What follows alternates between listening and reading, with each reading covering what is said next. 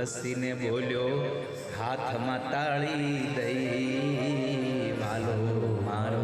હસીને બોલ્યો હાથમાં તાળી દઈ રાધાજી તો રોજ જમાડે તારા જેવું નહીં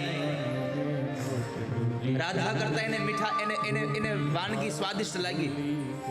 કેમ ગોપીના રસોઈમાં પ્રેમ હતો વાલો મારો હસીને બોલ્યો હાથમાં તાળી દઈ વાલો મારો હસીને બોલ્યો હાથમાં તાળી દઈ રાધા રોજ જમાડે છે પણ ગોપી તારા જેવું નથી જમાડતી હો મારે આ કથા સાથે એટલું કહેવું છે ભગવાનને તમે કેટલા પ્રકારના વ્યંજન ધરો છો ને એ બહુ અગત્ય નથી એમાં તમારો ભાવ કેટલો છે એ મહત્વનો છે પ્રભુ ભાવના ભૂખ્યા છે તો ભગવાને વિદુર કાકાના ઘેર તાંદળિયાની ભાજી ખાધી પછી જ્યારે વિદુરજી મહારાજ યાત્રાએ ગયા હતા તો ઘણા વર્ષો પછી યમુનાના કિનારા ઉપર ભગવાનના અંતરંગ સખા એવા ઉદ્ધવજી મહારાજ સાથે વિદુરનું મિલન થયું ઉદ્ધવજીના મુખે સાંભળ્યું પ્રભુ સ્વધામ પધાર્યા છે પરમાત્માનો એક સંદેશો સાંભળવાની ઈચ્છા વ્યક્ત કરી ઉદ્ધવે કીધું તમે મૈત્રી ઋષિના આશ્રમમાં જાઓ તમને મૈત્રી ઋષિ ભગવાનનો ઉપદેશ આપશે કારણ કે ભગવાને તમારી ભલામણ મૈત્રીને કરી છે તમે જાઓ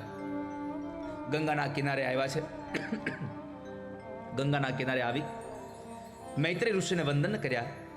અને પ્રથમ પ્રશ્ન કર્યો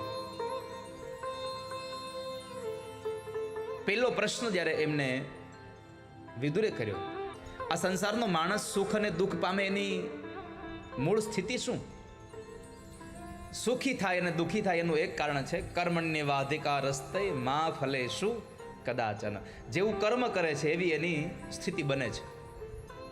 પછી આ સૃષ્ટિના સર્જનની કથા મૈત્રી ઋષિ બતાવી કે ભગવાન નારાયણે પોતાની નાભીમાંથી એક કમળ પ્રગટ કર્યું એની ઉપર 4 મુખવાળા બ્રહ્માજીને પ્રગટ કર્યા સજીવ સૃષ્ટિની રચના માટે આદેશ કર્યો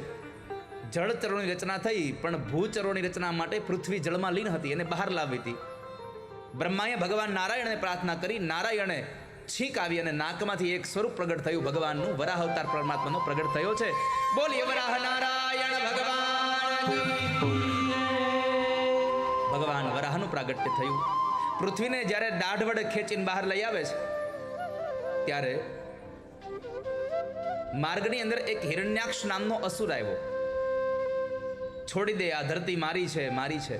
ભગવાને કહ્યું કે ભાઈ આ ધરતી કોઈની છે નહીં આ સૌની માં છે આ કોઈ દિવસ કોઈની થઈ નથી ને ક્યારે થવાની નથી ક્યારેય નહીં થાય